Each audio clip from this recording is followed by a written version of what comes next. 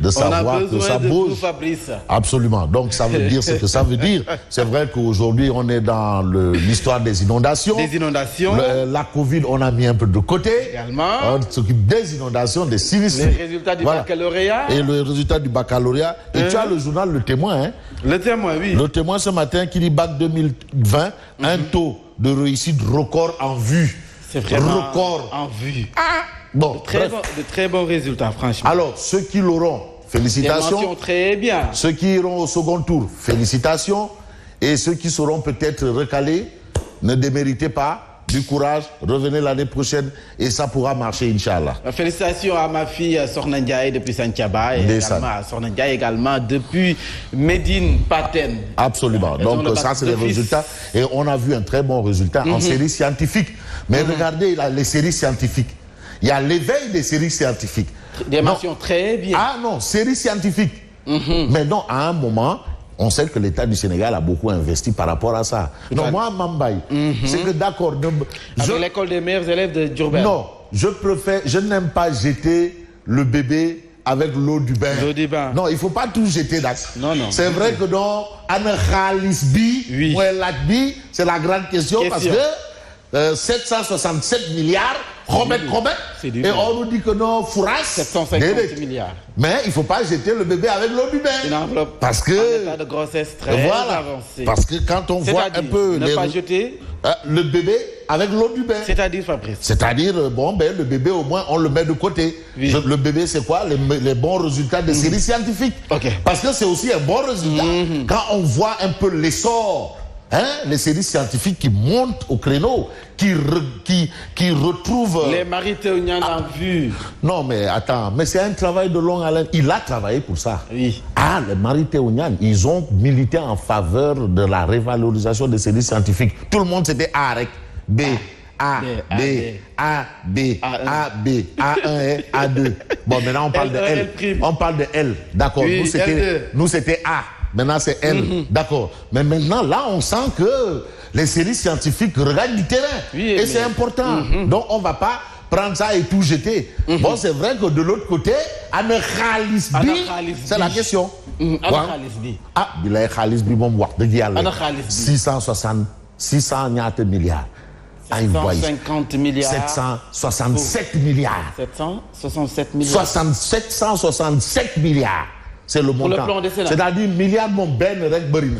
Pour le plan décennal. Voilà, pour le plan décennal. Donc il ne faut pas tronquer le chiffre là. Ben milliard berina. Mais 1 milliard, Mambaye, ça fait un poste de santé. Donc là, je crois qu'on va demander l'expertise de Sidi Ayaye et Balo Diacham pour aussi un Gokri ici. Opération Gokri. Parce que c'est ça. Pour nos 760 et quelques milliards. Gokri. C'est Gokri. Gokri. Voilà, c'est ça. Gokri. Voilà. On va les pincer. Ils vont tout vomir. Et c'est toujours le Gros National. Hein? À qui on demande à qui? Warugar bi keng lay jeex. Warugar rek. À qui la présidente Aïda Mbodj convoque à l'Assemblée nationale. Warugar bi keng lay jeex. Warugar rek. Warugar. Warugar dafa neex. Warugar présidentiel moom neex na de. Ah oui. Tons Daadja, merci à vous, l'édile de la ville de Rufisque. Ah mais Tons nit ku baax la wax dëgg yàlla Tons moom on doit l'appeler un matin savoir comment il va parce que Tons day teel a yeewu parce que moom day wird. Ah oui. Ah non. Non, c'est le wird tôt le matin, wird, après Nafila. Nafila, oui. Ah ouais. Non, Tons, et puis Tons, t'as un bon chauffé, hein. Ah non. Alors, monsieur le merci, vous êtes en train de suivre, chauffé, je vous appelle. Et compatibi. Ah, compatibi. Non, bonnet carré. Les Bob Tons a amené bonnet carré. Bonnet carré. Ah oui, bonnet carré. Qui dit bonnet carré, c'est tu vas voir. T'es arrivé cher. Waouh. Et Jacques Bauer nous dira. Non, lui aussi, c'est bonnet carré. Bonnet carré. Jacques Bauer, c'est bonnet carré. Pas le contraire. Tu as vu la preuve. Ah non, c'est important, Mambaye. Alors, MD, où en sommes-nous? Parce que là, il faut se démener. Parce que MD, la question c'est MD, c'est le réalisateur de cette émission. MD, lui aussi, il est sinistré parce qu'il vient de Guinaw Rail. De Guinaw Rail. T'es mon Kendu Djegi Ndox. Il n'y a plus de Kendu Djegi Rail. Kendu Djegi Ndox, Guinaw Rail. hein Kouragal Kouragal MD on dit quoi Kouragal Kouragal du jéggi raay mais maintenant c'est aujourd'hui c'est Kouragal du jéggi ndox voilà ginnaaw raay ce n'est plus Kouragal du jéggi raay maintenant c'est Kouragal du jéggi ndox voilà Kouragal du jéggi ndox mais ana xaalis bi c'est la question que se pose mais Gaston Mbengue non père Gaston Gaston bu ne Fabrice ana xaalis bi non franchement non Aïda Mbodj même quand ils viendront la présidente la Lyon incontestée et incontestable quand ils viendront à l'Assemblée moi c'est-à-dire la question on demande à Aïda Mbodj de poser c'est ana xaalis bi non li ñuy wax yëpp oui il y a de l'eau il y a pas d'eau il y a macaroni il y a pas macaroni il y a macaroni amul macaroni sukuruni tout ça là c'est pas ça la question c'est ana xaalis bi là la question wari banaw wari en abondance wala ana xaalis bi parce que il y a l'eau et on a dit 767 milliards 767 mais la question c'est quoi Mambaye à ton avis 767 milliards. Ouais, la question aujourd'hui c'est quoi? Ana xaalis. Ana xaalis bi. Vraiment. Ah ouais, ana xaalis. Un plan décennal sans résultat. Toujours des inondations. Non, maintenant ginnaaw raay c'est plus Kouragal. doo jéggi ndox doo jéggi raay. léegi ragal doo jéggi ndox. ragal du jéggi ndox. ragal du jéggi ndox. voilà ginnaaw raay ragal du jéggi ndox. Voilà. Tout a changé. Maire de la Médina, merci à vous. Il le suit tous les matins. Ah non, Bamba partout, Bamba Médina, Bamba international, universel, mondial. L'homme la commune. Serviteur. La commune de Médina. Comment ça s'appelle? Le conseil municipal. Non, là-bas c'est. Ça commence par Bismillahir Rahmanir Rahim. Ça termine par Alhamdulillahi Rabbil Alamin. Jaajëf Bamba. Parce que là-bas tout est réglé. Les tolof, les problèmes de chignon, affaires yooyu. Maintenant tous ils sont ensemble pour les problèmes de la Médina. Donc maintenant tous ceux qui viendront pour essayer de vouloir mettre les trucs les ay benke ñenke là maintenant ils sont contre la Médina. Non, qu'ils laissent. Ils peuvent donc attendre. Ouais, mais nañu bàyyi Bamba. Laissez Bamba. Ah ouais, la Médina dit à Bamba Gongo. Conseil municipal dit Machallah. Gongo. Mais on laisse Bamba. Ouais, mais MD. MD, c'est pas encore MD. Ouais, tu as oublié ça à Guinaw Rail. Alors, nos amis de Saint-TV l'officiel, Khalid Diaw, Sanou à Sangaré. Il y a également Annie Khalisbi, question posée par Daouda Djiba. Annie Khalisbi. Paco, bonjour, je vous suis depuis Belgique. Merci Paco. Non, Malik. Tu es beaucoup Safine. Coli. Non, Fabrice de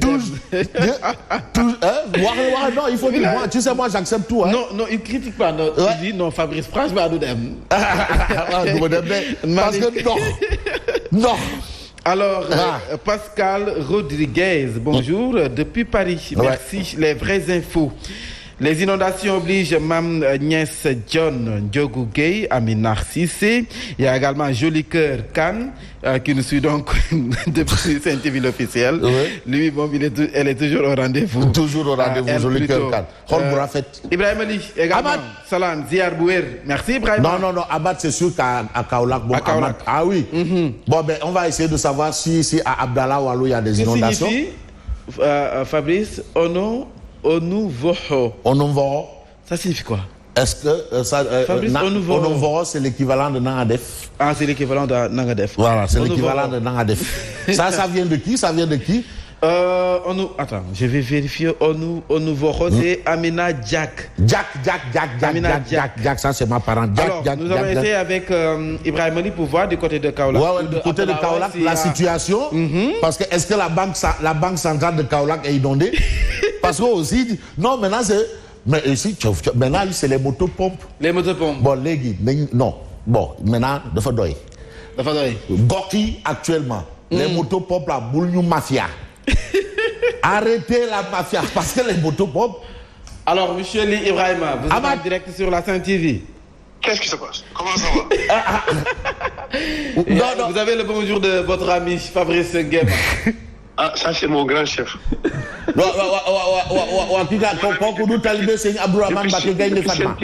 Oui. Mon ami depuis Pikine, Sud FM banlieue. Depuis Pikine, Sud FM banlieue. Machallah. Non, qui talibé, c'est Abdourahmane Gaïdé Fatma. Gaïdé Fatma. Mais vous n'avez pas parlé des inondations d'Abdallah Wallo? Il y a des inondations Abdallah Wallo. Il y a des inondations Abdallah Wallo. Il y a même eu un mort. Ah bon? Le bilan un mort à Abdallah Wallo. Ah oui, vous voyez. Un enfant de 6 ans. Si, je vous avais envoyé les infos. Ah bon, un enfant de 6 ans? Un enfant de 6 ans à Abdallah Wallo. C'est triste. Ah non, donc là, à Math, vraiment, c'est-à-dire tout ce... Et à Orefondé. Parce que vraiment, il y a une alliance Orefondé, Abdallah Wallo et à Orefondé. Alors oui. Non mais, Orefondé, Djibouti, vous avez déjà saisi pour ça? Djibouti. Oui. À Orefondé. Ah non, Orefondé, Djibouti est là. Aladji Djibouti, l'homme de Orefondé. En tout cas, merci. L'homme de Orefondé, Aladji Djibouti. Ah, je vous remercie. Merci. Une excellente journée. À vous pareillement. Voilà. Donc, Mamba, non, attends, il faut les motopompes là. Les motopompes. Faut pas qu'ils fassent de la mafia aussi là-bas. Parce que de Fedoy. Déjà, on doit faire du gorki. Du gorki. Alors, on attaque Mamsidi pour la revue des titres. Hein. Non. MD, on ne sait pas. Bon, de toutes les façons. Ça ne marche pas. On peut retenir que c'est assez compliqué et on peut penser. Après, nous allons essayer de faire avec les quotidiens que vous avez via. Oui, Mamsidi, bon, je sais pas si on peut avoir ça en direct, c'est compliqué, oui, mais de toutes les façons, on va trouver une solution et je sais qu'il est en train de s'affairer autour d'une solution probablement. Bonjour, monsieur le maire. Monsieur le maire. Donc, il n'est pas encore en ligne. C'est le maire de la commune de Rufisque-Ouest, Ali Falma. Ali Oumar. Oui. Le maire de la commune de Rufisque-Ouest. Voilà, on peut commencer par la tribune. Mais aujourd'hui, la tribune parle d'une alerte ignorée par le gouvernement. Parce que la pluie qu'on a eue là, ça fait 5 mois francs. 5 mois. 5 mois qu'on avait l'information. Ah bon? Waouh. 5 mois. L'idou tourne. Gouverner, c'est? Prévoir, l'idou tourne. Vraiment. D'où tapalé. D'où tchahan. Hein? Vraiment. Mais attends, 5 mois. Ils avaient les informations en temps réel. Peut-être la réactivité aussi. La réactivité. Monsieur le Président, en tout cas, le Président a convoqué un conseil spécial ce matin. Conseil spécial. Spécial. Et puis, Président. Molde ici. Ciao Sakhir. Ciao Khirou Fass ici. C'est-à-dire, Amoul Tchahan. Président. Le Président de la République, lui, il a une vision. Et c'est le gouvernement qui traduit la vision en acte. En plus, c'est une question de 750 Mais non, mais le président a une vision. Il dit, je vais là-bas, donc emmenez-moi là-bas. Et c'est le gouvernement qui a cette noble vision. Et le Dougoutigui ne dira pas le contraire. Et le Dougoutigui le sait, lui, homme d'État. Homme d'État. Président, le conseil d'aujourd'hui là. Non, on demande au président. Oui. Mbol des filles. Ciao Sakhir. Ciao Sakhir fille. C'est-à-dire Chifaï Koulidaï rek. Chifaï Koulidaï. Non. C'est-à-dire ceux qui... Il y en a qui peuvent s'expliquer et il y a d'autres même à genoux. Vraiment. Ouais, à genoux. Vraiment. Ouais. Non, mais parce que quand même, on ne peut pas avoir un spectacle comme ça. Et chacun rentre à la maison, l'écoutez boudienne, dans une boisson, dans une ataïa. Ah non. Ah, Bon, voilà, on peut passer à un autre journal. Alors, tu as la tribune, tu as Direct News, par exemple, Direct News, parce que, bon, voilà. Oui. Drame endémique des inondations au Sénégal, les causes profondes d'une détresse. Les causes profondes d'une détresse. Alors, on a Amadou Sy qui nous appelle depuis Libreville, j'imagine. Amadou Sy, oui. Depuis Libreville. Amadou Sy de Kontang. Voilà. Alors, Amadou. on a ça à la une de Direct News. Voilà la situation qu'on a. On peut passer à l'Observateur L'Obs. L'Observateur. Les causes profondes d'une détresse. Parce que là, finalement, on ne sait plus où on est. Khalifa Sall? Non, il y a Khalifa Sall, l'improbable retour sur scène. Ça, c'est politique. Et puis l'état des négligences. Ah oui, c'est la situation. Parce qu'ils avaient déjà les... Ah ouais. Non. Ah non. La question, c'est Anne Khalisbi. Anne Khalisbi. Anne gouvernement bi. L'autre question, c'est Anne gouvernement bi. Anne gouvernement. Ouais, Anne gouvernement bi. Anne gouvernement. Franchement, mais où est le gouvernement? Franchement, c'est une équipe. Mais attends, le gouvernement, il est où? Où est le gouvernement? C'est la question. Anne Khalisbi, Anne gouvernement bi. Ah, où est le gouvernement? Tu as vu un gouvernement là. Non, présentement. Bon, à part Ali Ngouille Ndiaye, nice. À part Ali Ngouille Ndiaye, à part Dougoutigui. Le Dougoutigui, nice. Alors, le gouvernement, où est le gouvernement? Ah, ouais. Et les députés? Où est l'Assemblée? Où sont les députés? Où est l'Assemblée? Les représentants du peuple. Ah non. Le peuple qui souffre. Ah non, Abdou Baké Baradoli, non, machallah. Non, lui c'est non. Borom Kopeti. Le député Kopeti. Non, député Kopeti, mom nice. Député Kopeti, nice. Député Kopeti, mom wawa. Il est là. Alors, MD, vous nous proposez quoi? Voilà, MD, on peut avancer avec un dernier journal rapidement. Oui, un dernier journal. Self-service. Voilà, Vox Populi. Mais Vox Populi nous amène à Tivaouane Diacksao. Et là, c'est mon grand frère et confrère Abou Abel Thiam qui est interpellé. Oui. Parce que moi, qui lui fait là. Et moi, c'est ma marque là. Abou Abel Thiam, c'est ton quartier. Tivaouane Diacksao. Le récit poignant d'une vie d'immergé. Il y a un vieux, vraiment, qui ne vit que dans les eaux. Il mange dans les eaux, il dort dans les eaux, il fait tout dans les eaux. Il yoni Sentermam dans les eaux. Dans les eaux. Tout dans les eaux. Dans les eaux. Tivaouane Diacksao. Non, maintenant, chaque localité, on va voir un responsable. Oui. Pour dire voilà la situation. Vraiment. Voilà. Vraiment. Non, il le faut. C'est bien beau de venir voter pour moi, choisissez-moi, ma vie gueule. Il le faut. C'est là où on vous attend. C'est là. Qu'ils mettent la main dans la poche. Voilà. Descendre sur le terrain. Voilà, dites, là, ils voient la situation. S'enquérir de la situation. Voilà, c'est tout ce qu'on demande. Ce que vivent réellement les populations. Les populations. Ouais, comme le fait Bamba Fall. Mais, un gouvernement, oui. Un gouvernement, oui. Un khalis bi. C'est la question que non, un gouvernement. Saltant pour les Mamadou. Saltant pour Mamadou Diaw, un Sénégalais au cœur d'une rocambolesque affaire. Et puis on a des pays comme le Sénégal et le Rwanda ont tiré les leçons des précédentes épidémies. Ça, c'est en termes de gestion de la Covid. Et apparemment, il y a une bonne chose. C'est-à-dire, il y a une élégance. Le maire de Pékesse en direct. Pékesse. Monsieur Djibril Mbaye. Ah, bye. Bonjour. Bye.